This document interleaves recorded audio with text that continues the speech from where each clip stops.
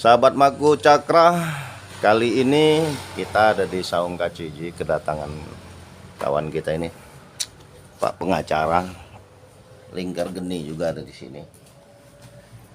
Karena profesi beliau ini sering berhadapan dengan satu perkara, masalah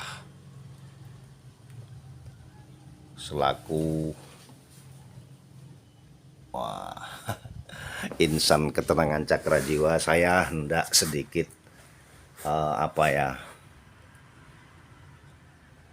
memberikan sedikit kisi-kisi lah menurut pemahaman saya ya, kalau kita ada masalah. Jadi bangsa Indonesia ini dari awalnya itu sudah disusun oleh para pendiri kemerdekaan, pendiri negara ini membentuk dasar negara, yaitu Pancasila, di mana di situ ada 5 sila. Dan semua sila ini hafal ya. Anak SD aja hafal. Tapi pengamalannya, realisasi untuk di masyarakat ini yang sepertinya belum maksimal. Saya gambarkan ketika ada 2 orang yang sedang konflik, terlibat perkara. Jadi kalau menurut Pancasila itu bagaimana sih? Masuk kepada butir pertama, ketuhanan yang Maha Esa. Jadi mungkin ayo loh kita sama-sama agama Islam, atau sama-sama agama Kristen, atau sama-sama agama Hindu, Buddha dan lainnya,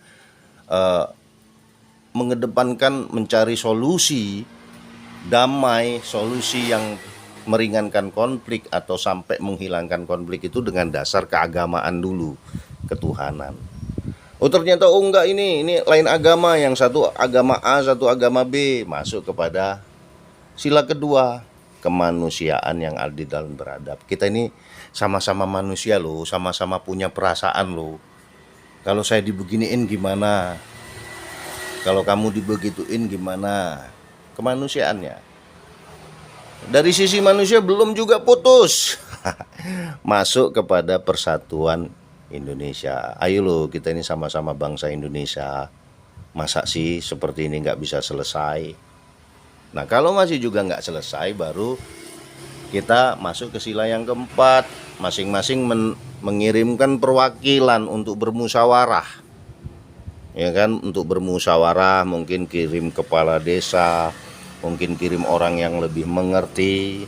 Masih nggak putus juga, baru keadilan sosial bagi seluruh rakyat Indonesia. Artinya silakan lapor ke yang berwenang, instansi yang menangani hukum, sampai dengan nanti di pengadilan. Kalau di pengadilan baru ketok palu gitu kan. Artinya keadilan itu akan dicapai. Nah saat ini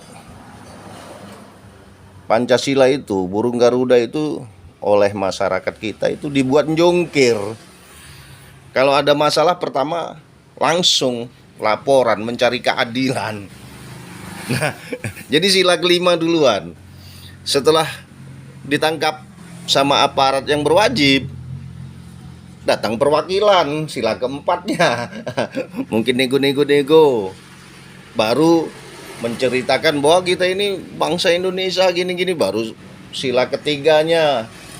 Udah itu baru dari hati ke hati, perasaan, kemanusiaannya, sila kedua. Dan terakhir maaf-maafan, sila pertama kan gitu. Nah ini yang terjadi saat ini, makanya kita nanti akan mendengar itu pendapat kita untuk supaya bagaimana bangsa Indonesia ini agar kokoh. Karena dasar itu kan pondasi. Biar kokoh, lakukan butir-butir itu. Itu dari kami memaknai Pancasila seperti itu. Jadi kita lakukan 1, 2, 3, 4 sampai terakhir di 5. Gimana menurut kawan kita ini, Pak Widodo ini? Ada pengalaman unik yang terkesan selama menangani beberapa perkara ini? Ya, pada dasarnya penegak hukum sekarang ini mengutamakan penyelesaian secara damai. Betul, bahkan sampai ada yang program rebuk pekon ya. Ya, yang mana ada restoratif justice. Artinya upaya mediasi dulu lah. Kalau memang sudah jalan buntu, baru masuk ranah peradilan. Betul, Makanya dalam menangani perkara tidak serta-merta langsung kita majukan ke ke penegak hukum. Kenapa? Contoh soal begini. Bahkan ada beberapa penegak hukum menyarankan untuk dilakukan mediasi. mediasi. Salah satu yang pernah saya baca, seseorang ini mencuri karena untuk membayar biaya persalinan istrinya di sebuah rumah sakit. Dia mencuri. Hmm. Kebiasaannya dia tidak pernah, karena mentok dia harus bayar. Akhirnya dia lakukan itu, sehingganya proses hukum jalan sampai di kejaksaan, diupayakan restorasi justice atau damai. Betul. Jadi Artinya sambil ini saya mengutip, saya baru melihat Bapak Profesor Mahfud MD menyatakan bahwa saat ini beban negara, ya, jadi beban negara untuk memberi makan para napi ya benar itu. itu sudah sangat besar, yang kalau itu dikeluarkan untuk pembangunan jalannya udah kayak tol pokoknya ini, tapi dana itu terpaksa dikeluarkan untuk menghidupi, memakankan, menjadi makanan, menjadi minuman itu Ya. para tahanan itu. Contoh soal mencuri satu ekor ayam yang nilainya mungkin hanya kisaran 100 sampai 150 ribu. Nah, ketika ini di proses hukum, dia kena pidana penjara selama 1 tahun. Biaya makan 1 tahun itu negara sudah mengeluarkan anggaran yang tidak sedikit. Betul, belum biaya dari pemeriksaan, biaya dari pengadilan, itu kan Luar semua biasa. beban negara semua itu. Dan untuk efek jerah, belum tentu orang di penjara itu akan jerah. Belum tentu. Bahkan ada istilah, ada yang malah balas dendam mau balikin modal. Benar ini. Jadi sedikit sekali yang sadar ketika dia di penjara. Tetapi dengan kalau dalam agama itu dengan sentuhan-sentuhan hati, akhlakul karimah dan lain sebagainya, itu insya Allah akan menjadi baik.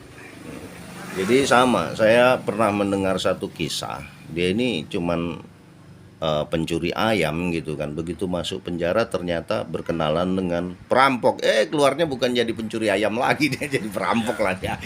Jadi itu yang harus kita renungi bersama. Artinya kalau manusia itu sudah menjadikan Pancasila sebagai dasar, melakukan itu semua dan tersentuh tanpa dihukum, tapi dia sudah menyadari kekeliruannya, dengan hikmah dimaafkan dan bermaaf-maafan, mungkin malah lebih jadi saudara dan lebih baik lagi. Jadi sepertinya itu mengenai obrolan santai kita siang ini, karena saya ini melihat Pancasila kok sekarang ini udah dibalik-balikin justru sama masyarakatnya sendiri. Itulah kenapa saat ini negara terbebani oleh banyaknya pembiayaan untuk napi dan tahanan.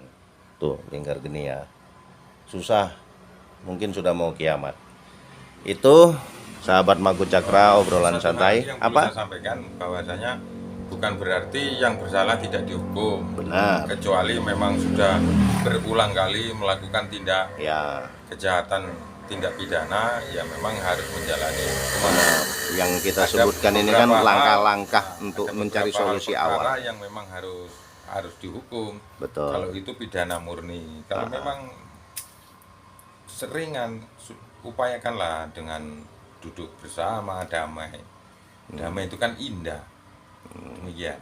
Jadi sekarang ini yang penting peran kita semua untuk mengetahui bahwa negara kita ini harus lebih baik dari yang kemarin. Caranya kita semua harus lebih mencintai bangsa ini, dan ayo kita amalkan Pancasila. Terima kasih sahabat Maku Cakra Channel obrolan santai, playlist obrolan santai.